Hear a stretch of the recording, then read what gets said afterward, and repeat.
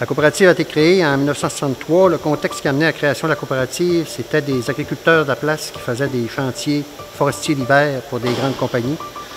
Les grandes compagnies ont décidé de ne plus donner de contrats individuels aux agriculteurs, donc se sont structurés en coopérative pour prendre des contrats ensemble. Le fait que la forme coopérative de travailleurs a été choisie, c'est probablement parce que c'était des projets de communauté, c'était communautaire, ça renforçait l'union des gens dans la municipalité. Parmi les éléments qui nous permettent d'attirer des travailleurs et d'avoir de la rétention, c'est qu'on donne quand même des bonnes conditions salariales, mais des bons avantages sociaux aussi, l'assurance collective, régime de retraite, mais aussi le fait qu'on fait beaucoup d'accommodements travail-famille, puis que dans une coopérative, vu que ça appartient aux membres, sont impliqués, ils connaissent le développement, ils savent qu'on ne fermera pas la coop pour ouvrir une succursale ailleurs dans notre province dans une semaine. Dans notre coopérative, par contre, par sa forme de coopérative de travailleurs, ce n'est pas les travailleurs qui sont au service de l'argent. Tout en leur donnant des bonnes conditions de travail, c'est plus l'argent qui est au service des membres au développement de l'entreprise en tant que telle.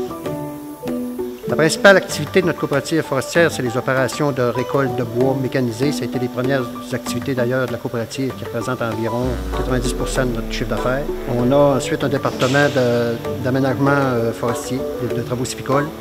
Puis un département de valorisation des ressources forestières, ce qu'on est actuellement, qu'on fait différentes transformations de produits, dont des huiles essentielles, le conditionnement d'écorce, conditionnement de plantes, etc.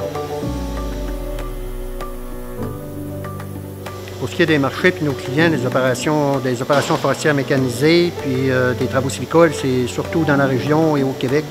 Pour ce qui est de la valorisation des ressources forestières, la plupart des produits se retrouvent à l'extérieur du Canada, surtout sur le marché européen.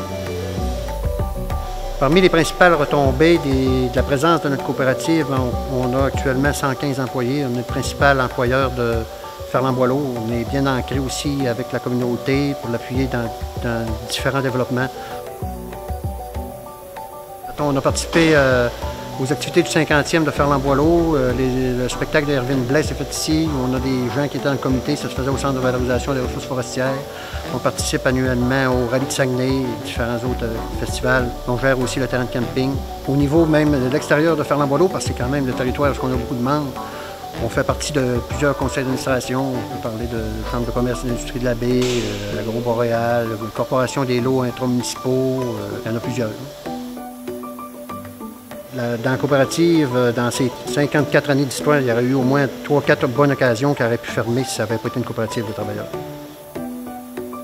L'innovation est importante parce que dans le contexte de compétitivité, même mondiale, il faut tout le temps se questionner sur les méthodologies qu'on fait, il faut tout le temps s'améliorer, améliorer la performance, améliorer la qualité. Parce que c'est évident que si on n'avait pas évolué là-dedans, pas à cause qu'on serait une coopérative, qu'on serait encore dans le marché, donc on n'existerait plus.